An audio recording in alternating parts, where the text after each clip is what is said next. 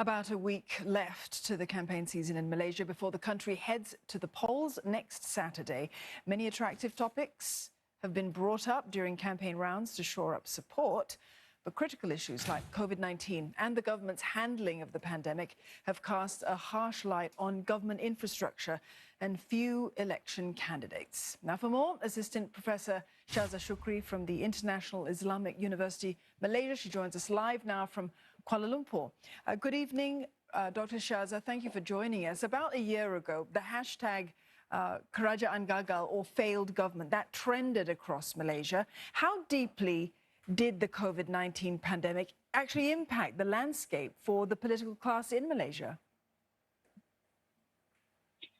All right. The interesting thing that we need to remember about Malaysia is that while we are going through the pandemic as the rest of the world, we are also we experience this political crisis, right?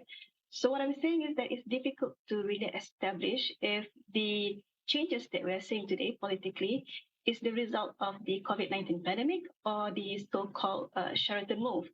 But regardless, without a doubt, following the past 2 years, the political environment in Malaysia today is so much more vibrant, so much more diverse, and the people now are more actively holding the government and politicians responsible. So this is where Malaysia is going at the moment. All right, we'll talk about that vibrancy a little bit later on, but you wrote in 2021 about the inconsistency, the confusion over SOPs, as it were, that were taken by government on COVID measures. We know that there were several ministers who offended health protocols. They accepted some modest fines, but nothing compared with what ordinary citizens had to endure with devastating penalties. Tell us about the impact on public perception, this idea that there were double standards perhaps by the government. How far-reaching are they going to be in terms of impacting what we see with GE15? Okay. Definitely, just like what you have stated, that there is the perception that the government mishandled the situation when people saw that there were a different set of rules for ordinary Malaysians, and then there's another set of rules for the elites. So the problem with that is it becomes difficult for the government to enforce the different SOPs throughout the different movement control orders because there were mistrust among the population. We did a survey that initially people were supportive of the government, but in 2021, the perception, the view has changed. So how this will impact what's going on today is people are looking to vote for Muhyiddin. Either way, actually, either they see him as being a good father figure for Malaysia during the pandemic, or there are those who definitely condemn him for some of these missteps.